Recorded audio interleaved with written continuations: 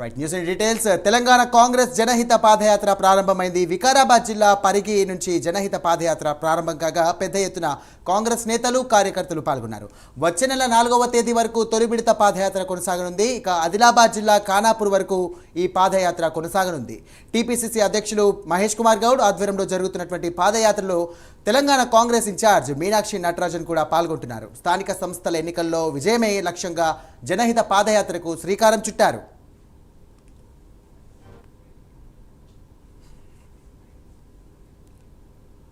Right, ఇదే అంశానికి సంబంధించి మరిన్ని డీటెయిల్స్ మా కరెస్పాండెంట్ అజీం అందిస్తారు. అజీం, చెప్పండి, పాదయాత్ర మొదలైందా?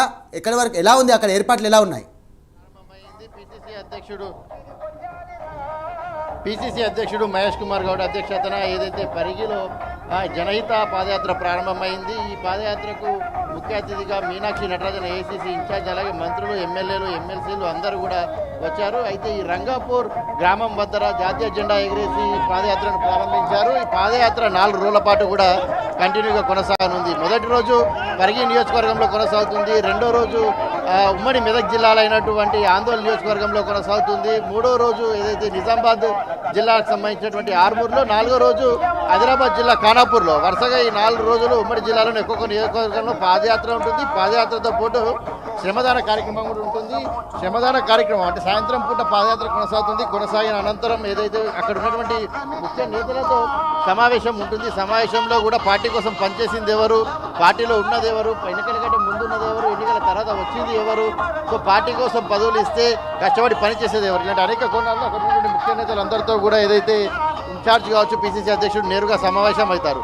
ముందుగా 6 రోజుల పాటు ఈ షెడ్యూల్ అనుకున్నప్పటికీ కూడా ఢిల్లీలో 42% బీసీ రిజర్వేషన్ సంబంధించినటువంటి ధర్నా, అలాగే రాష్ట్రపతికి వినతిపత్ర కార్యక్రమం ఉండడం నేపథ్యంలో ఈ కార్యక్రమాన్ని 4 రోజులు మొదటి విడతగా ఏదైతే జనహిత ప్రోగ్రామ్ని షెడ్యూల్ని మార్చడం కూడా జరిగింది. సో ఓవరాల్గా అయితే మనం చూసినట్టయితే పాదయాత్ర పెద్ద ఎత్తున కాంగ్రెస్ కార్యకర్తలు అందరూ తరలి వచ్చారు, నాయకులు కూడా తరలి వచ్చారు. అయితే కాంగ్రెస్ పార్టీకి సంబంధించినటువంటి ప్రభుత్వానికి సంబంధించిన పథకాలు ఏ మేరకు ప్రజల్లోకి వెళ్తున్నాయి, ఎలా తీసుకెళ్తున్నారు, అలాగే ఇంకా ప్రజల నుంచి కాంగ్రెస్ పార్టీ ఉన్నటువంటి పరిస్థితి ఏంటి, రానున్న స్థానిక సంస్థ ఎన్నికల్లో పార్టీ బలోపేతంగా ముందుకు వెళ్ళాలనే కోణాలలో ఈరోజు ఏదైతే జనహిత కార్యక్రమం ప్రారంభించి 4 రోజుల పాటు ఈ సమావేశం ఈ పాదయాత్ర కొనసాగుతుంది. తర్వాత 2వ విడత కూడా పాదయాత్ర ఉంటుంది. సో ఈ 2వ విడత పాదయాత్రకు సంబంధించిన షెడ్యూల్ కూడా త్వరలో విడుదల చేస్తారు. సో దీనికి సంబంధించి మనం చూసినట్టయితే ఓవరాల్గా ఈ 4 రోజుల తర్వాత ఢిల్లీకి వెళ్ళొస్తారు బీసీ నాయకులందరూ. తర్వాత మరొక షెడ్యూల్లో కూడా ఈ పాదయాత్ర కొనసాగుతుంది.